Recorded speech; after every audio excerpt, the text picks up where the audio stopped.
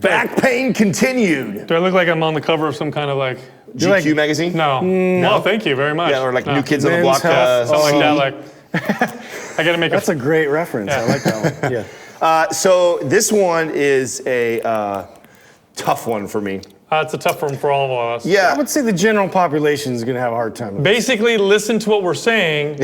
Don't look at what we're doing. Because this Work is on very it difficult. just like we have to. Yeah. Well, and this to me is like when we spent some time with Brink and created Maps Prime and the current program that we're working on right now. A lot of the moves that we had to do in there really pointed out some major issues that I was kind of aware of that I had, but didn't realize how bad it was until I had to get into position. They were glaring afterwards. Yeah, and one of the issues that I deal with, which I have low back pain and it tends to flare up, is I don't have a good ability to control the lower part of my spine, right? So my lumbar. So I don't have good ability to articulate my spine. And so I really had to regress like what exercises and movements that I was doing before I tried to do these advanced ones. Like if you do some of these core and spine type exercises that are super challenging, like I can't even get against this wall and teach my brain to activate that one area. So, and I'll give you an example. So what you do. And this is a movement. This is a good exercise. Yeah, this is a great on tension type exercise, priming. Lengthens the spine, decompresses the spine. It's excellent. And so what we're trying to do, real similar to the last back video we did where we're trying to press our low back on the ground, which I find that a little bit easier. So the regression would be the floor bridge that we did where you press your low back. This is a little more challenging because I don't have gravity helping me out. I am actually standing up. And I would actually even have you step forward and maybe like another inch To just start for off. your average person. Yeah.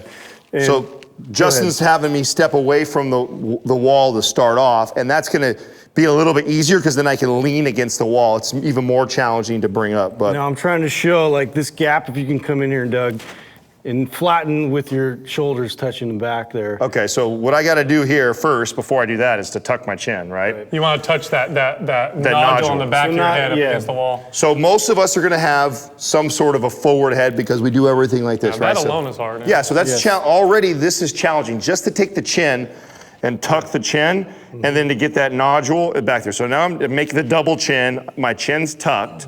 Now that I'm in this tucked position, I can feel my butt and my upper back against the wall. My hands are gonna come on my side. Now what I wanna try and do while I keep the chin tucked is try and flatten my back. Flatten the back while keeping the shoulders back, while keeping the head back. So he should be able to Kind of press on my fingers right here with his lower back. He Now, should press into the wall. 99% of you will not be able to do this, but it's the intention that counts. You can see Adam has his eyes closed, he's shaking. See how his head already wants to come down? That's his because chin he's up, trying to do this. He's shoulders come forward. all activating these those things. muscles. And what it's doing is it's lengthening the spine. It's decompressing the spine. It's a fantastic movement. You don't have to be able to do it. You probably won't be able to do it unless you practice a lot. But while you're doing this, you'll find yourself trying to get into position, squeeze, and create that tension. You'll look funny. I'm sure I look like an idiot. But you'll feel your spine lengthen.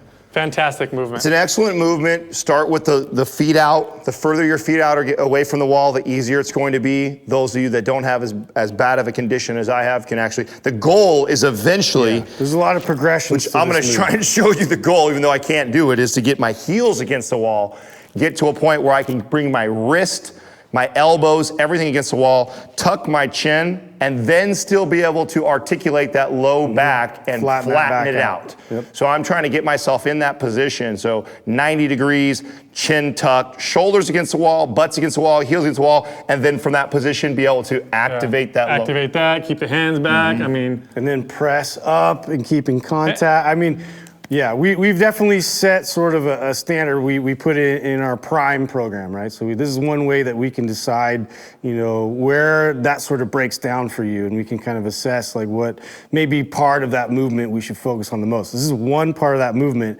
that most people have a really hard time with. So Yeah, I wanted to address this because a lot of people don't realize that the part of our MAPS Prime program, there's the compass test like Justin was talking about, that can become a workout in itself, right? Easily. That is an exercise, I should say, in itself is just trying to complete the test, is finding where your sticking point is and then working in that range.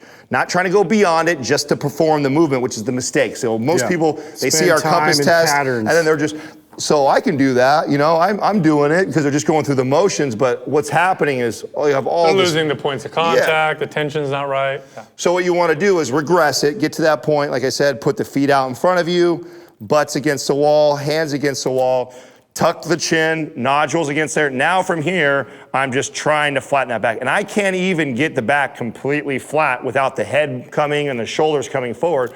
So I'm just trying to fight as far as I possibly can while keeping all those points of contact. And As many times during the day as you can think to do that, being that as an issue, the better. Just practice it. Practice. Yeah, that's a great point because lots of people will ask, I know in the comments below, how many sets, how many reps. If this is a problem, I'm doing this all day long. I'm trying to do it more and more. I'm not doing it enough because I still can't. So that's the idea. This is not something you're going to fry yourself from doing. So as many times as you possibly can, you're just trying to get reconnected.